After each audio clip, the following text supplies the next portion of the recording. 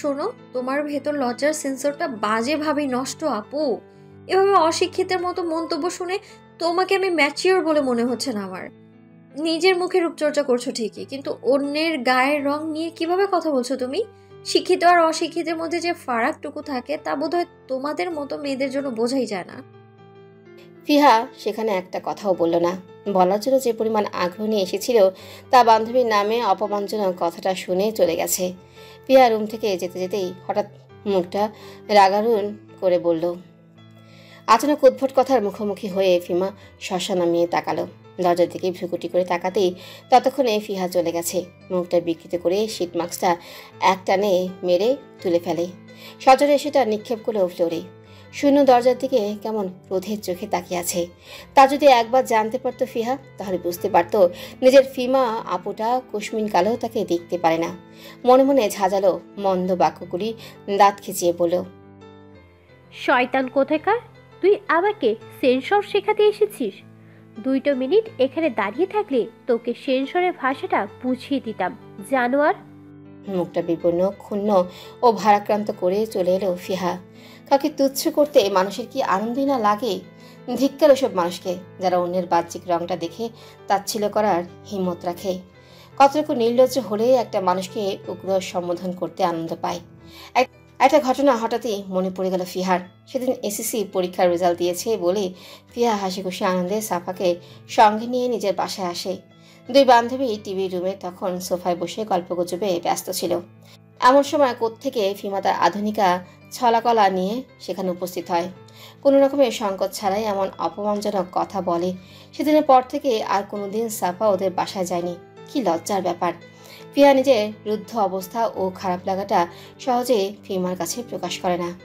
বড় বোন বলে যেটুকু সম্মান ও শ্রদ্ধাবোধ থাকা প্রয়োজন, তার জন্য কড়া ভাষায় কিছু বলার জন্য নিজেরই রুচিতে বাধে।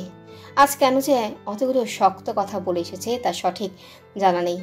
এক বোতল পানি আনার জন্য সিঁড়ি দিয়ে নামতে নামতে ওসব চিন্তা করছিল ফিহা।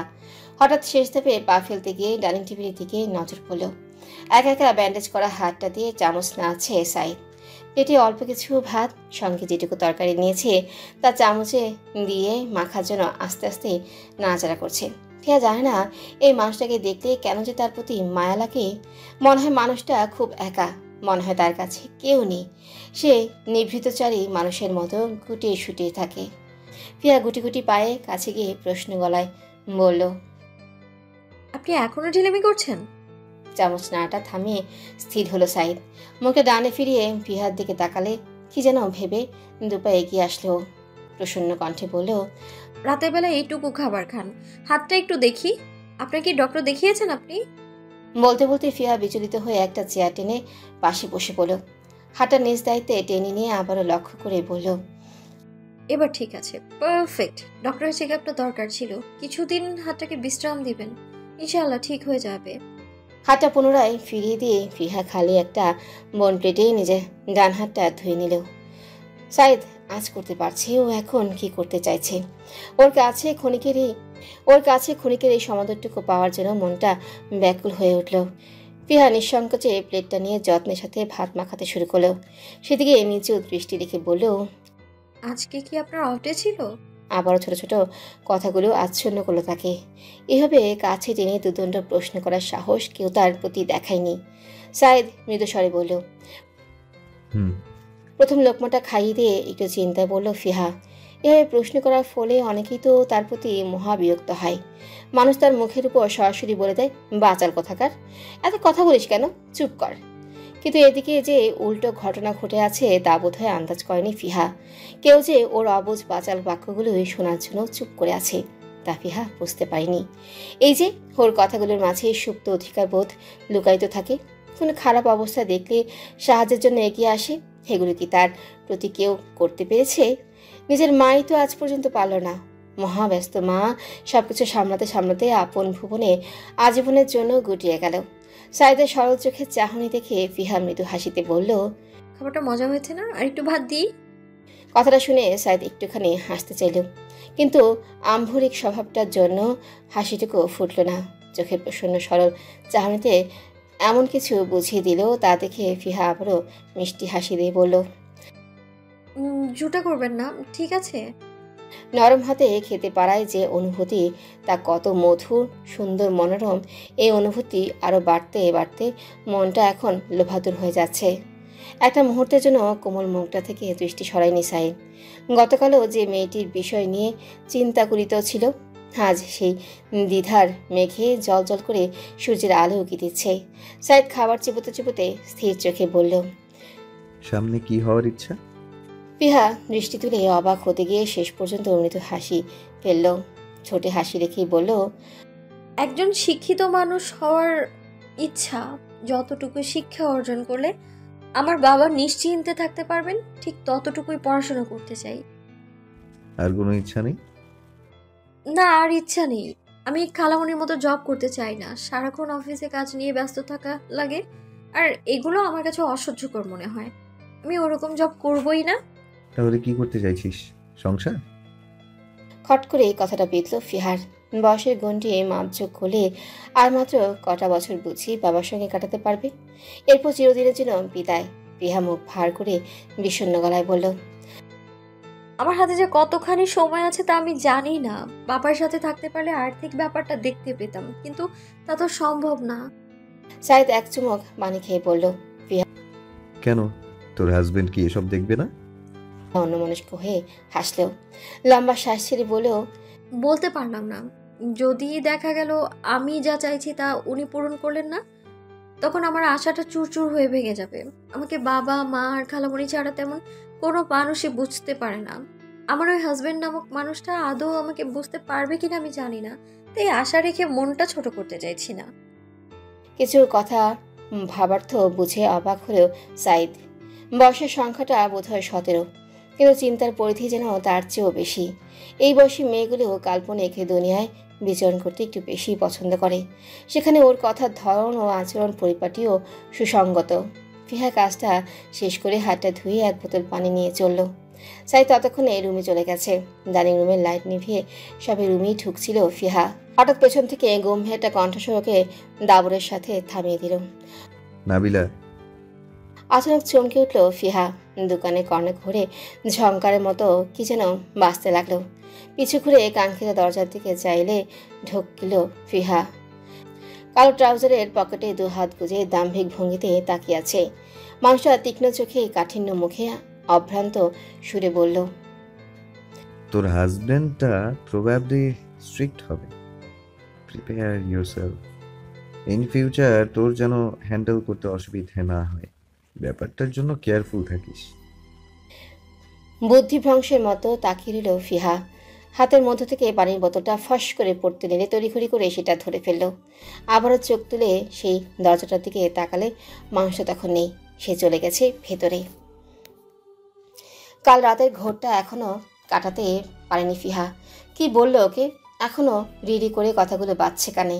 যতবার মনে হচ্ছে কথাগুলো নিছক অর্থে বলা, ততবারই অবচেতন মনটা অন্য কিছুর আভাস দিচ্ছে। ফিহা ঘুম থেকে উঠেই বিছানা বালিশ ঠিক করে রুম থেকে বেরিয়ে গেল। ঘড়িতে তখন 7:15। এখানে আসার পর একদিনও 8টার পর ঘুম থেকে ওঠেনি। ব্যাপারটা অদ্ভুত হলেও সত্য। লম্বা বারান্দাটুকু পেরিয়ে যেতেই এক পলকের জন্য ডানে তাকিয়ে ফের দৃষ্টি ঘোরালো। দরজাটা এখন বন্ধ, সম্ভবত ওয়ার্কআউটের জন্য বেরিয়ে গেছে। আবারও সেই কথাটা ঝমঝম করে বেজে উঠল। তোর হাজবেন্ডটা প্রবাবলি স্ট্রিক্ট হবে। Prepare yourself. ইন ফিউচার তোর যেন হ্যান্ডেল করতে অসুবিধা না হয়, ব্যাপারটার জন্য কেয়ারফুল থাকিস।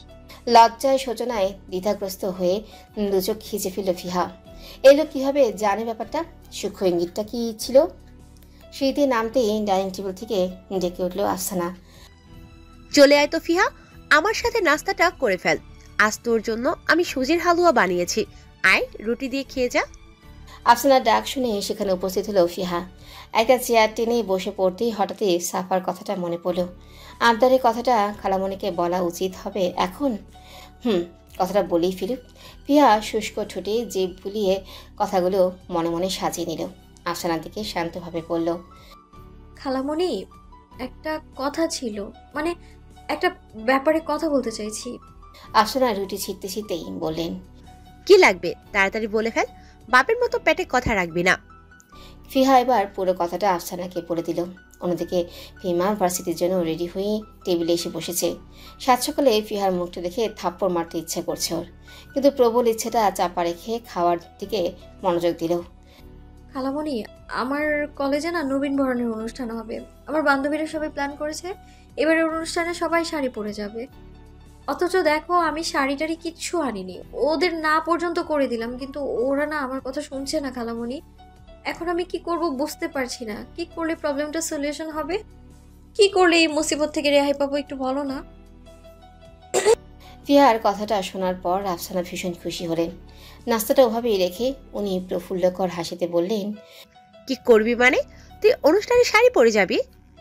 আমি তোকে শাড়ি কিনে দেব। আমার মেয়েটা শাড়ি পরবে বলে কথা। এক্ষুনি তোর বান্ধবীদের ফোন কর, ওদের সবাইকে বলে দে তুইও শাড়ি পরে যাচ্ছিস। তোকে কলেজের গেটে সহি সালামত পৌঁছে দেওয়ার দায়িত্ব এখন আমার। ফিহা খালামণির কথায় চিন্তামুক্ত হয়ে সরল হাসি দিল। আর চোখে দেখতে পেল বড় বোন ফিমা ওর দিকে বিস্ফোলা দৃষ্টিতে তাকিয়ে আছে। এর আগে ফুসতে ফুসতে এবার বলেই ফেলল সে, তোর লজ্জা করে না খালামণির কাছে শাড়ির জন্য বলছিস? একটা শাড়ির জন্য এইভাবে ট্রিক খাটালি? খাওয়াটা থমকে যায় ফিহার। আফসানা ভ্রু কুচকে ফিমার দিকে তাকালে সঙ্গে সঙ্গে ফিহা ব্যগ্র স্বরে বলল, কিসের ট্রিক্স? খালামণিটা আমার না। আমি যেখানে খালামণির সাথে কথা বলছি সেখানে তুমি কেন কথা বলছো? মুখে মুখে তর্ক করতে দেখে দারুণ ক্রুদ্ধ হলো ফিমা। রুটির টুকরোটা দলা পাকিয়ে ছিন্ন বিচ্ছিন্ন করে বলল, মুখ সামলে কথা বল। আমার সামনে তুই কেচির মতো জবান চালালে। আর কথাটা শেষ করতে পারল না ফিমা। তার আগে আফসানা কঠোর হুঙ্কার দিয়ে থামিয়ে দিলেন ওকে। নিজ দায়িত্বে ব্যাপারটা সামাল দিয়ে শক্ত গলায় বললেন, আমি তো ঝগড়ার কারণটা বুঝতে পারছি না ফিমা। কি সমস্যা তোর? তুই ওর বিষয়ে নাক গলাচ্ছিস কেন? ফিমা একটু পরাস্ত মুখে চোখ নিচু করলো। রাগত শ্বাস দুটো পরপর ছেড়ে ক্ষিপ্ত মেজাজে বলল, আমার কোনো সমস্যা নেই খালামণি। আমি জাস্ট চাইছি না ও নবীনবরণে যে কোনো প্রকার কাহিনী করে আসুক। কলেজের মতো জায়গায় মেয়েরা কী ধরনের নোংরামি করে বেড়ায় তা তো তুমি জানো। ওকে সাবধান করো।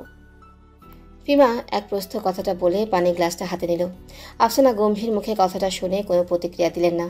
সুফিয়া চায়ের কাপটা রেখে দিয়ে আবারও রান্নাঘরের দিকে না শোনার মতো চলে গেলেন। এদিকে আফসানা চায়ের কাপে পরপর দুতফা চুমুক দিয়ে স্বাভাবিক কণ্ঠে বললেন, আমি যদি বলি ইডেনের মতো ক্যাম্পাস তোর জন্য ভালো নয়, তাহলে তুই বাদ দিবি? সেখানকার পরিবেশ তোর জন্য মানানসই না। এ ধরনের কথা তুই শুনবি? কোনোটাই শুনবি না, কারণ তুই জানিস ওই পরিবেশ কেমন করে চলতে হয়, কেমন করে খাপ খাওয়ানো লাগে। সেম একই ঘটনা ফিহার বেলায়ও ঘটছে। ও সবে ইন্টারে উঠলেও ওকে নিয়ে আমার কোনো চিন্তা নেই। আমি জানি ও পরিস্থিতি সামাল দিয়ে সব কিছু করতে পারবে।